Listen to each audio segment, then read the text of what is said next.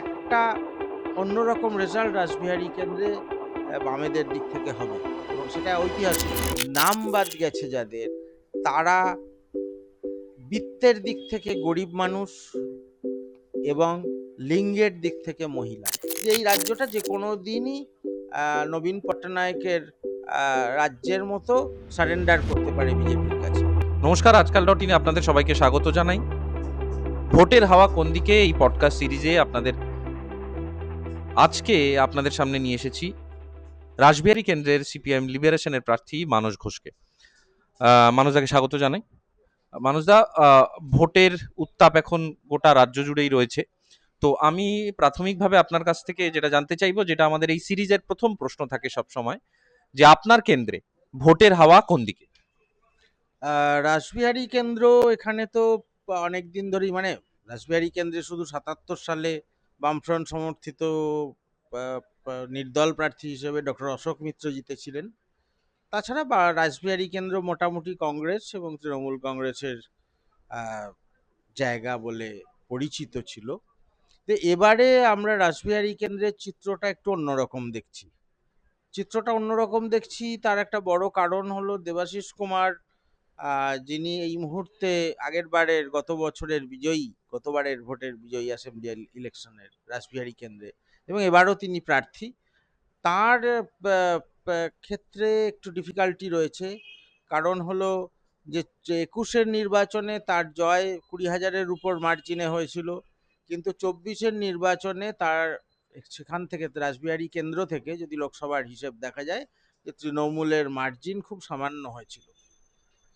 এখন সেরকম একটা জায়গায় বোঝা যাচ্ছে যে তৃণমূলের পপুলারিটি কমছে। দেবাশিস কুমার বিশেষ করে, তার নামে রিয়েল এস্টেট সংক্রান্ত দুর্নীতির বিরাট বিরাট অভিযোগ রয়েছে। এলাকার বহু মানুষের অভিযোগ রয়েছে যে তিনি বয়স্ক সহনাগরিকদের তাদের বাড়ি থেকে প্রায় বের করে দিয়ে, তুলে দিয়ে অনেক ক্ষেত্রেই, বা পুরনো বাড়ি সেগুলোকে প্রমোটিং করেছেন। তো সেদিক থেকে বলতে গেলে দেবাশিস কুমারের যে কার্ভটা জনপ্রিয়তার, সেটা নিম্নমুখী। অন্যদিকে রাসবিহারী কেন্দ্রে এবারে বিজেপির যিনি প্রার্থী, তাকে কেউ দেখেনি কোনো কালে। বহুদিন পরে হয়তো তাকে দেখা যাচ্ছে। তিনি দিল্লিতেই থাকেন মূলত। বিশেষ কিছু জনসংযোগ বা প্রচারেও তাকে তেমন কেউ দেখতে পাচ্ছে না। আহ, ফলে রাসবিহারী কেন্দ্রে এবার আমরা আশা করছি যে বামেদের দিকে ভোট অনেকখানি যাবে এবং বাম ভোটটাকে অনেকখানি নিজেদের দিকে আনা সম্ভব হবে। একটা অন্যরকম রেজাল্ট রাসবিহারী কেন্দ্রে বামেদের দিক থেকে হবে এবং সেটা ঐতিহাসিক একটা রেজাল্ট। আমি এই সূত্রেই একটা প্রশ্ন আপনাকে করতে চাই যে বামেদের আহ, আহ, পূর্ববর্তী যে বিধানসভা নির্বাচন, সেই সময়ে একটা বিষয় উঠে এসেছিল যে বামেদের ভোট পুরোটাই বিজেপিতে চলে গিয়েছে, রামে চলে গিয়েছে। এবং এরকম একটা স্লোগান চালু হয়েছিল, আগে রাম পরে বাম। এই তত্ত্বটা কি আদৌ সত্যি বলে আপনার মনে হয়, নাকি এটা বানানো কোনো ব্যাপার? আর দ্বিতীয় হচ্ছে যে সেই ভোটটা কি আবার ফিরে আসার, ব্যাক করার কোনো সম্ভাবনা আছে? এই তত্ত্বটা তো বানানো তত্ত্ব, মানে এটা একদল লোক তারা তাদের স্বার্থে তৈরি করেছিল এবং সেটা করার একটা দরকার ছিল তাদের। কারণ হলো বিজেপি তো পশ্চিমবঙ্গের রাজনীতিতে কোথাও ছিল না। মানে বিজেপির তো কোনো ঐতিহাসিক ভিত্তি নেই পশ্চিমবঙ্গের রাজনীতিতে। এককালে পার্টিশনের সময় কিছু হিন্দু মহাসভা ছিল, সমপ্রসাদ বা ইত্যাদি। তারপরে আর তাদের খুব একটা অস্তিত্ব ছিল না পশ্চিমবঙ্গের রাজনীতিতে, কোনো আন্দোলন বা কিছুতে তাদের অস্তিত্ব নেই। ফলে তাদের যদি জায়গা করতে হয়, তাদের এই ধরনের কিছু তত্ত্ব খাড়া করে জনগণকে বিভ্রান্ত করা ছাড়া কোনো উপায় থাকে না। এখন এই বিভ্রান্তিগুলো তারা তৈরি করেছিল, তাদের হাতে অনেক ক্ষমতা আছে, তাদের হাতে অর্থ আছে, সেভাবে তারা তৈরি করেছিল। এবং সেদিক থেকে দেখতে গেলে ২১-এর বিধানসভা নির্বাচনে আহ, আহ, বামপন্থীরা তারাও আহ, যতটা বিচ্ছিন্ন ছিল, ২৬-এ সেরকম নয়। তারা অনেক বেশি কনসলিডেটেড। যেমন এবারে খুব পরিষ্কারভাবে সমস্ত বামপন্থী পার্টি তারা মেনে নিয়েছে। আপনারা দেওয়ালে পোস্টারও দেখতে পাবেন সেই মর্মে, যে no vote to BJP, no vote to TMC, no vote for the left. হ্যাঁ, তো এই যে no vote to BJP, no vote to TMC, vote for the left, এই যে পজিটিভ জায়গাটা, এবং আহ, প্রতিদ্বন্দ্বী হিসেবে টিএমসিকে চিহ্নিত করা, শত্রু হিসেবে ফ্যাসিবাদ বা বিজেপিকে চিহ্নিত করা, এই জায়গাটা এবারে অনেক বেশি পরিষ্কার করে আহ, জনগণের সামনে আনা হচ্ছে। এর এর পাশাপাশি একটা রাজনৈতিক প্রশ্ন আসে। সিপিএম এর লিবারেশনের কেন্দ্রীয় স্তরের নেতৃত্ব অনেক সময় মমতা বন্দ্যোপাধ্যায়ের পক্ষে কথা বলেছেন এবং বিভিন্ন সময় মমতা বন্দ্যোপাধ্যায়ের হয়ে সওয়াল করতে তাদের শোনা গেছে, সরাসরি আহ, রাজনৈতিক মঞ্চে বা ভোটের মঞ্চে নয়, কিন্তু বিভিন্ন নীতিগত প্রশ্নে আহ, আহ, সেটা তারা করেছেন। তো সেইখানে দাঁড়িয়ে আজকে এখানে মমতা বন্দ্যোপাধ্যায়ের বিরুদ্ধে যে লড়াই করা এবং মমতা বন্দ্যোপাধ্যায়ের দলের বিরুদ্ধে লড়াই করা, এই দুটো কি দ্বান্দ্বিক অবস্থান হয়ে যাচ্ছে না? হুম। যেটা তুমি বলছো যে এটা কন্ট্রাডিক্টরি অবস্থান কিনা, স্ববিরোধী অবস্থান কিনা, না একেবারেই স্ববিরোধী অবস্থান নয়। প্রথম কথা হলো যে আহ, এই সব দলগুলোই, সেখানে সিপিআইএম এর লিবারেশনও আছে, সিপিআইএমও আছে, কংগ্রেসও আছে, তৃণমূলও আছে, তারা ইন্ডিয়া জোটের অংশ শরিক। ফলে যখন একটা লোকসভা নির্বাচন হচ্ছে, তখন রাজ্য ভিত্তিক প্রতিদ্বন্দ্বিতা থাকলেও, থাকা সত্ত্বেও, সবারই প্রধান লক্ষ্য থাকছে নরেন্দ্র মোদী এবং বিজেপি। তাদেরকে কেউ ফ্যাসিস্ট, সরাসরি ফ্যাসিস্ট বলুক, কেউ আধা ফ্যাসিস্ট বলুক, কেউ ফ্যাসিবাদের দিকে আহ, ভারতবর্ষকে নিয়ে যাবার প্রচেষ্টা এরা করছেন, এরকম একটা ফোর্স বলুক। আহ, এদের এর বিরুদ্ধে জায়গাটাকে কনসলিডেট করতে হয়, ফোর্সটাকে। আর আরেকটা কথা, সিপিআইএমএল এর কেন্দ্রীয় কমিটি কিন্তু কোনোদিনই মমতা ব্যানার্জি বা তৃণমূলের পক্ষে সরাসরি সওয়াল করেননি। কতকগুলো ইস্যুতে কখনো কখনো আহ, আহ, তৃণমূল কংগ্রেসের যে ভূমিকা, সেটা নিয়ে কথা হয়েছে।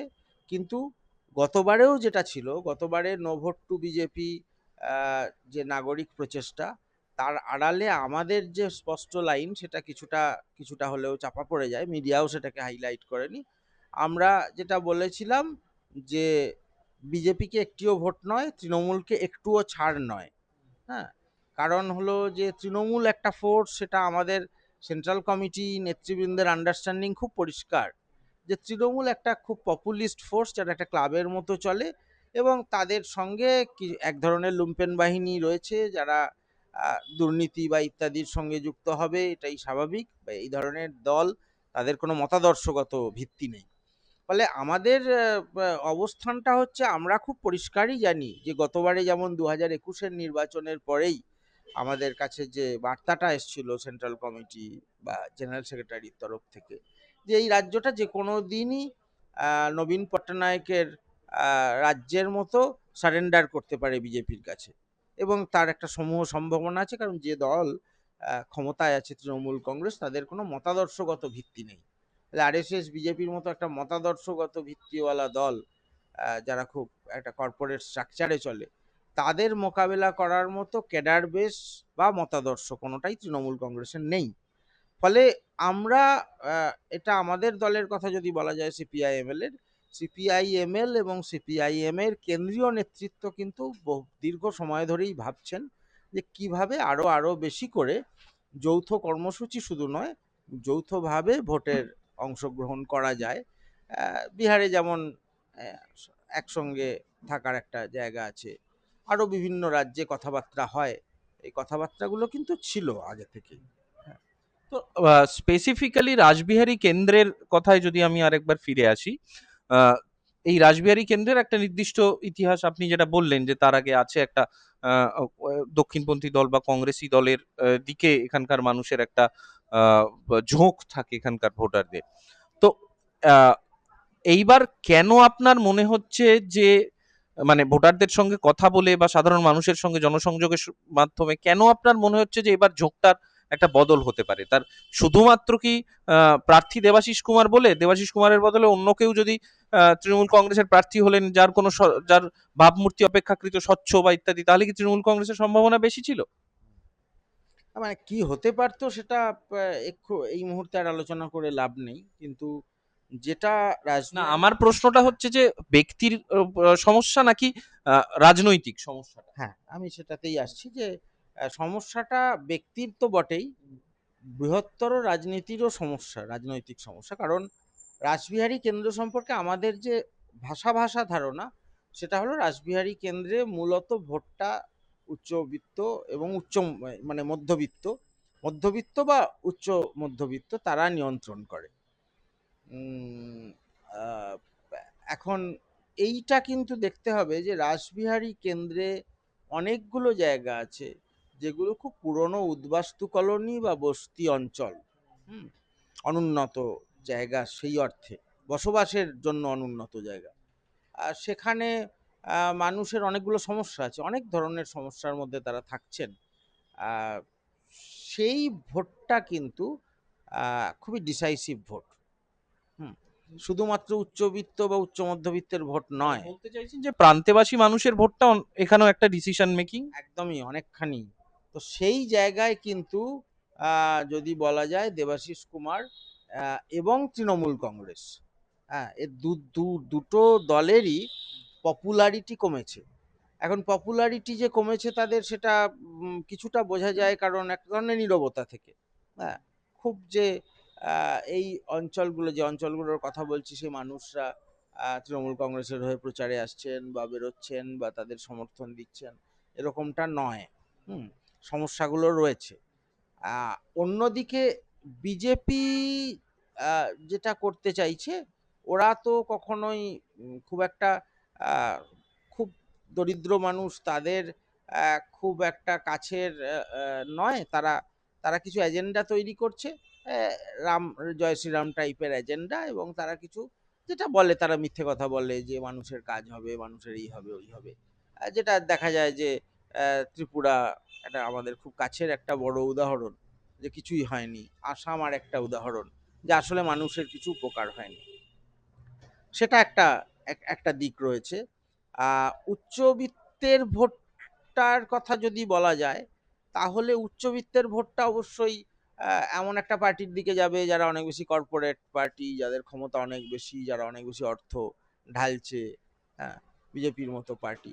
আমি সবাইকে এক করছি না, কিন্তু মধ্যবিত্তের ক্ষেত্রে যেটা হয়েছে, মধ্যবিত্তের ক্ষেত্রে আহ, তৃণমূলের দুর্নীতি, তারা যেহেতু অনেক বেশি ইনফর্মড, হ্যাঁ, তারা যেহেতু অনেক বেশি করে রাজনীতি নিয়ে ভাববার অবসরটা পান। হ্যাঁ, মধ্যবিত্তের তো এই একটা সুবিধা আছে, তাদের কিছুটা অবসর থাকে রাজনীতি নিয়ে ভাবার। আর তাদের ক্ষেত্রে তারা যেমন এটা বিশ্বাস করেন যে সাম্প্রদায়িক রাজনীতি বাঙালির জন্য নয়, আবার একই সঙ্গে এটাও বিশ্বাস করেন যে অভয়াকাণ্ডের পর নারী নিরাপত্তা থেকে আরম্ভ করে দুর্নীতির প্রশ্ন, এইগুলোতে তৃণমূল ব্যর্থ হয়েছে। মানে তৃণমূল যে একটা অপশাসন তৈরি করেছে পশ্চিমবঙ্গে, আর বিজেপি সেখানে অপেক্ষা করে আছে সাম্প্রদায়িক রাজনীতি নিয়ে বাংলা দখল করতে। ফলে মধ্যবিত্ত ভোট কিন্তু আমার এবারে বিশ্বাস, এতদিন পর্যন্ত প্রচার করে, যে কিছুটা তৃণমূলের দিক থেকে বেশ কিছুটা সরে আসবে এবং বিজেপিকে তারা প্রত্যাখ্যান করবে। আমি সরাসরি আহ, অঙ্কের প্রশ্নে যেতে চাই না, আসনের অঙ্কের প্রশ্নে, কিন্তু আপনি অধ্যাপনার কাজ করেন এবং যে প্রতিষ্ঠানে অধ্যাপনার কাজ করেন সেই প্রতিষ্ঠান আগাগোড়া রাজনৈতিকভাবে বিভিন্ন সময় উত্তাল থেকেছে। সেখানকার আহ, রাজনীতির অনুষঙ্গ সেখানে বারবার বিভিন্ন সময় এসেছে। আহ, তো কোথাও গিয়ে কি কি মনে হচ্ছে যে এই ছাত্রছাত্রীদের সঙ্গে যে কাটানো সময়, ছাত্রছাত্রীদের পড়ানো এবং ছাত্রছাত্রীদের সঙ্গে কাটানো সময়ের বাইরে এই যে একটা নতুন জিনিস শেষ কয়েকদিন ধরে হচ্ছে এবং আগামী বেশ কয়েকদিন ধরে হবে, এই সময়টার মধ্যে তুল্যমূল্য বিচারে কোনটা বেশি ভালো লাগছে করতে? আহ, একেবারে গ্রাসরুট লেভেলের রাজনীতি, এখন গ্রাসরুট কথাটার বাংলাও আজকাল বলা যায় না, কারণ তারা রাজনীতিকরণ হয়ে গেছে। এই অভিজ্ঞতাটা তো দরকার। আমি দীর্ঘ সময় ধরে রাজনীতির সঙ্গে বিভিন্নভাবে যুক্ত, কিন্তু সেই রাজনীতিটা হয় নাগরিক রাজনীতি, অথবা ক্যাম্পাস রাজনীতি, শিক্ষক আন্দোলন, আর বহুদিন আগের 30 বছর আগে ছাত্র আন্দোলন।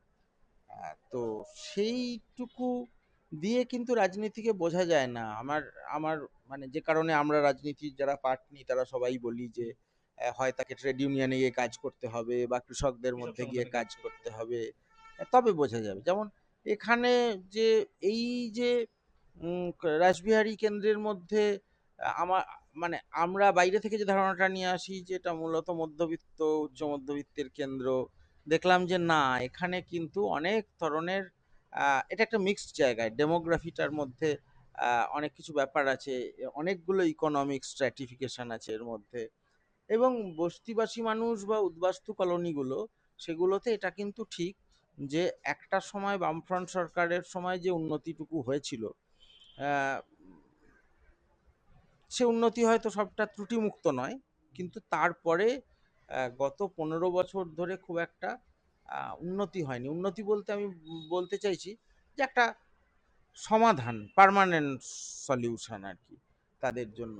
হ্যাঁ, জল পাওয়া যাচ্ছে না, পপুলিস্ট পলিটিক্স যেটা করে, আছে ঠিক আছে দুটো জলের গাড়ি পাঠিয়ে দিলাম, বা অমুক সমস্যা হচ্ছে। স্থায়ী সমাধান না, স্থায়ী সমাধানগুলো হয়নি, অথচ করা যেত। এগুলো করা যাবে না কেন? কিছু মানুষ একটা বিরাট হাই রাইজের পাশে ওভাবে থাকবেন, তাদের তাদের ছেলেমেয়েরা পড়াশুনো করছে, তারা কলেজ ইউনিভার্সিটিতে পড়ছেন অনেকে। হ্যাঁ, তারা তাদের, অথচ ওইরকম একটা আনহাইজেনিক জায়গায় পরিবেশের মধ্যে থাকবেন কেন? এটা সরকার উদ্যোগ নিলে এগুলো করতে পারতো। তো তৃণমূল মুশকিলটা হচ্ছে সেই জায়গাগুলো করেনি। আর বিজেপি ওগুলো নিয়ে মাথা ঘামায় না, ওরা ওরা একটা উপরতলার রাজনীতি করে।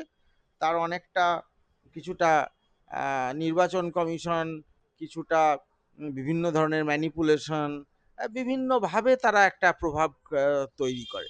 এখন এইখানটাই আমার মনে হয় যে বামদের ইন্টারভেন করার জায়গা। এইখানটা বাম প্রার্থী বা বামরা যে ইশতেহার তৈরি করেছেন, প্রচার করছেন, সেখানে কিন্তু মানুষ রেসপন্ড করছেন, মানুষ সাড়া দিচ্ছেন সেটাতে। আমি এই প্রসঙ্গে এসআইআর, আপনি নির্বাচন কমিশনের প্রসঙ্গটা আনলেন, ম্যানিপুলেশনের প্রসঙ্গটা আনলেন, আমি এই বিষয় নিয়ে এসআইআর এর কথাটা একটু জানতে চাইবো যে এসআইআর এর চিত্রটা রাসবিহারী কেন্দ্রের ক্ষেত্রে কি রকম, আপনি কি রকম বুঝতে পাচ্ছেন? সেখানে এরকম কি মানুষের নাম বাদ পড়েছে যারা দীর্ঘদিন ধরে এখানকার বাসিন্দা, বা কি দেখতে পাচ্ছেন গোটা চিত্র? 22% নাম বাদ গেছে। বিভিন্ন জায়গাতে গিয়ে যেটা দেখছি যে এখনো পর্যন্ত ধরা যাক এটা অনেকগুলোই একেবারে নিম্নবিত্ত মানুষের বসবাসের জায়গা, সেগুলোতেই বেশি অনেকটা অংশ ঘুরেছি। বেশ কিছুটা অংশ, সেটাকে যদি আমি বলি যে এটা একটা র্যান্ডাম স্যাম্পলিং এর মতো, আমার ব্যক্তিগত অভিজ্ঞতা, তাহলে বলবো যে নাম বাদ গেছে যাদের, তারা বিত্তের দিক থেকে গরিব মানুষ এবং লিঙ্গের দিক থেকে মহিলা। এটা কিন্তু 90%। এই যে 22% নাম রাসবিহারী এটা একটা নতুন তথ্য। হ্যাঁ, এবং অবশ্যই বেশ কয়েকটা জায়গায় নাম বাদ গেছে দেখেছি, সংখ্যালঘু। ফলে এটা তো আমার মনে হচ্ছে যে উম, একটা টার্গেট করে করা, এটা তো একটা টার্গেট করে করা। এবং এটা মানে ঘোরতর অসাংবিধানিক একটা কাজ। কারণ ভোটাধিকার যদি বলা যায় তাহলে সেটা সেটা আমাদের দিয়েছে আমাদের সংবিধান, ভারতবর্ষের সংবিধান। একজন নাগরিকও যেমন সংবিধান দ্বারা মানে সংবিধানই তাকে নাগরিক করেছে, নাগরিক অধিকার দিয়েছে, ঠিক ইসিআই ইলেকশন কমিশনও কিন্তু সংবিধান দ্বারাই তৈরি করা একটা মানে প্রতিষ্ঠান। ফলে ইসিআই আর যাই হোক, ইসিআই তো সংবিধানকে টপকে চলে যেতে পারে না, বা সাংবিধানিক অধিকার মানুষের হরণ করতে পারে না। তারা যা কাজটা যেভাবে করছেন, 27 লক্ষ মানুষ বাদ গেছেন সারা রাজ্যে, রাসবিহারী কেন্দ্রেও 22%, কাজটা কিন্তু বহুলাংশে অগণতান্ত্রিক, অসাংবিধানিক।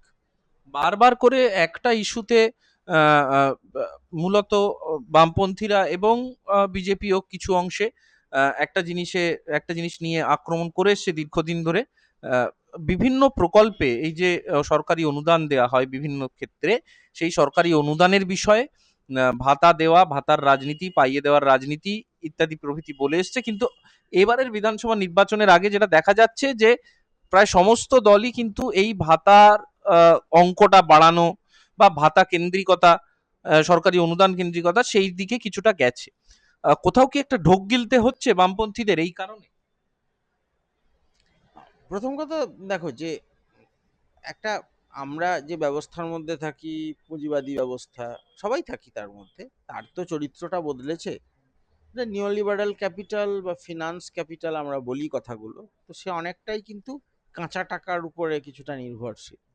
ফলে সারা পৃথিবী জুড়েই এইটা তৈরি হয়েছে, ভাতা, ডোল বা অনুদান, যে নামেই তাকে ডাকা হোক না কেন, নাগরিকের কাছে কিছুটা, নাগরিক যাতে রেহাই পান বা তার ক্রয় ক্ষমতা যাতে কিছুটা বাড়ে।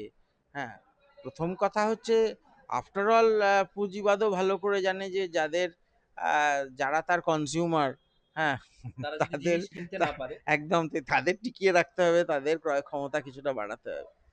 তো সেই দিক থেকে এই রাজনীতিটা আবার একই দিক থেকে এই দক্ষিণপন্থী রাজনীতির চাপের মধ্যে, বা দক্ষিণপন্থী রাজনীতিও তাকে কিছুটা কোঅপ্ট করে নিয়েছে, যে কিছুভাবে আর কি একটুখানি জনগণকে একটা ওয়েলফেয়ার স্টেট, হ্যাঁ, তার ওয়েলফেয়ারের একটা কতগুলো চিহ্ন দেখাতে হবে।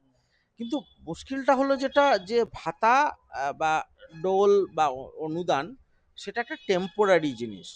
মানে একজন মানুষ হয়তো উঠে দাঁড়াতে পারছেন না, তাকে হ্যাঁ, একটা তার লাঠি দেওয়া পায়ে হলো। ব্যথা, হ্যাঁ, তাকে তুলে কিছু একটা ভাবে একটা লাঠি দিয়ে দাঁড় করিয়ে দিলাম, বা তাকে একটা ক্রাচ দিলাম আমি। কিন্তু ক্রাচটা তো সমাধান না, তার পাটা যেখানে ভেঙেছে, আমাকে সেই তার ভাঙাটাকে সারিয়ে তুলতে হবে, তুলে তাকে আবার তিনি আবার নিজের পায়ে দাঁড়াতে পারবেন, তিনি হাঁটবেন। তা সেইটা তো হচ্ছে না। ভাতা দেওয়ার বিরোধী আমি ব্যক্তিগতভাবে নই, আমাদের পার্টি সিপিআইএম লিবারেশন নয়।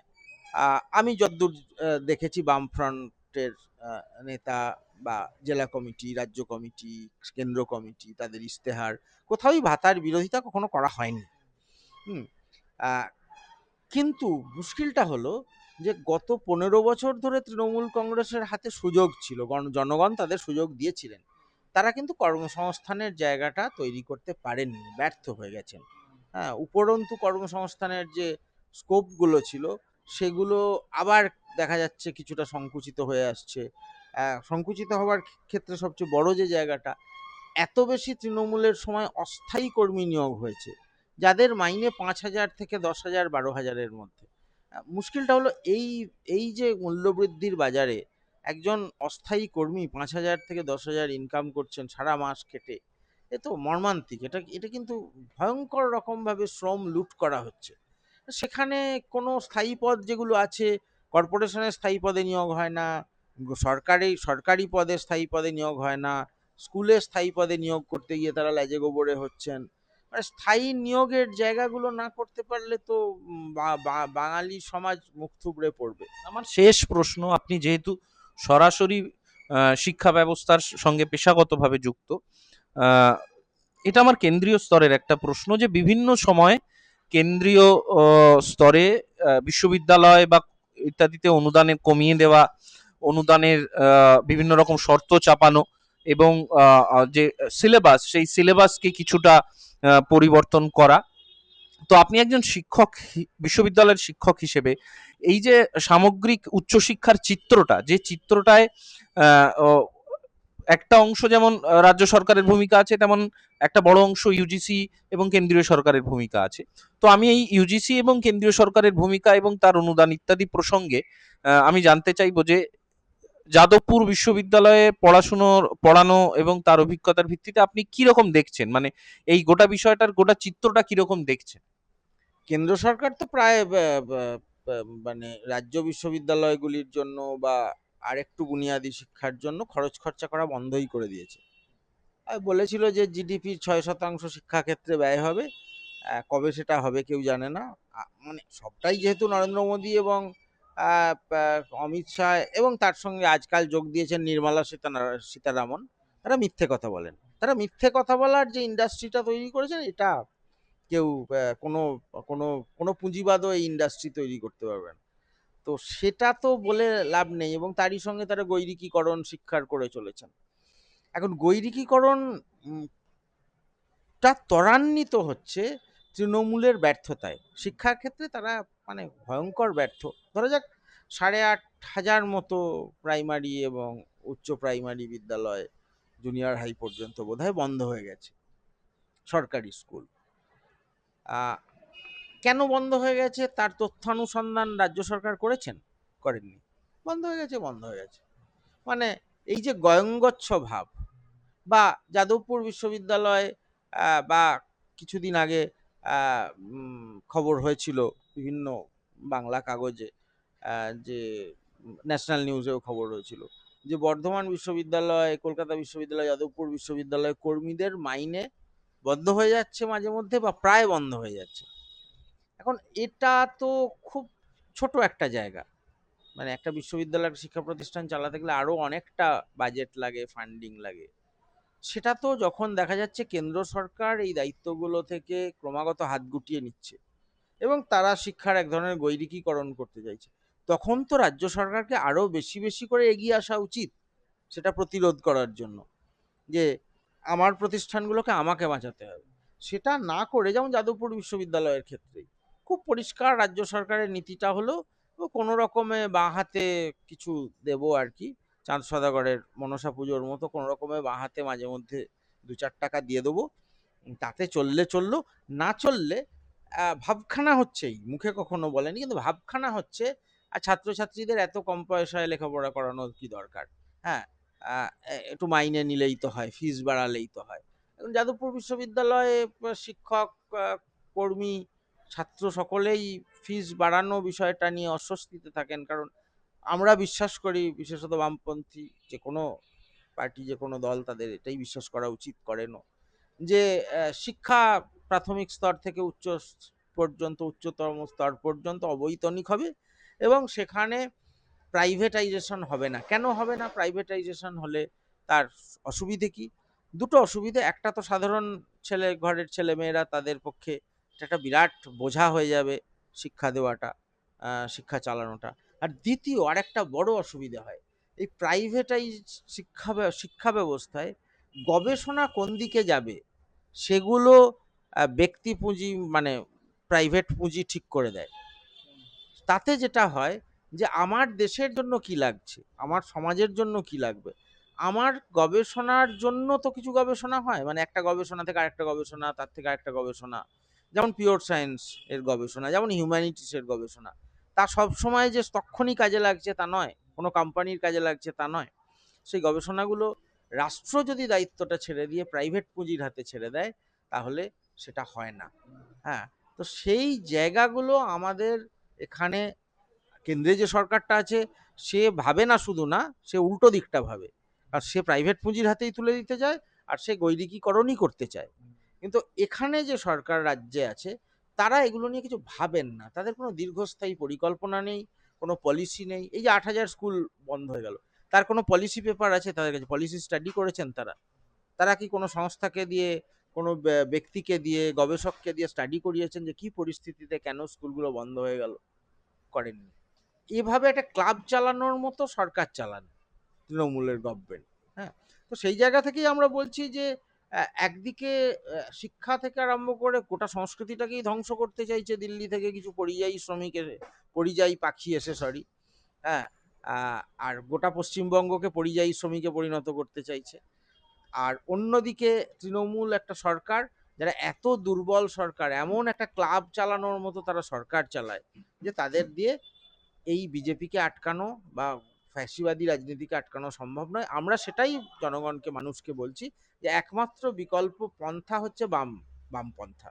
হ্যাঁ, বাম বিকল্পের জন্য তাই আমরা সওয়াল করছি, বলছি রাসবিহারীর প্রত্যেকটা ঘরে ঘরে গিয়ে যে বামপন্থীদের ভোট দিন। একটা অসাম্প্রদায়িক রাজ্য, একটা দুর্নীতিমুক্ত, একটা স্বচ্ছ প্রশাসন তৈরির জন্য।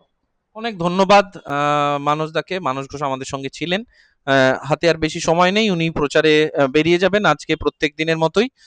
আমরা অপেক্ষা করব 4 মের যে বিকল্পের কথা বামেরা এবার তুলে ধরার চেষ্টা করছে, তার প্রতিফলন ভোট বাক্সে শেষ পর্যন্ত পড়ে কিনা, এবং শেষ পর্যন্ত এটা দেখা যায় কিনা যে রাজ্যের ভোটারদের মন সত্যি তারা বুঝতে পারলেন কিনা, পরিবর্তন হলো কিনা। ধন্যবাদ। নজর রাখুন আজকাল ডট ইনের ফেসবুক পেজ এবং ইউটিউব চ্যানেল।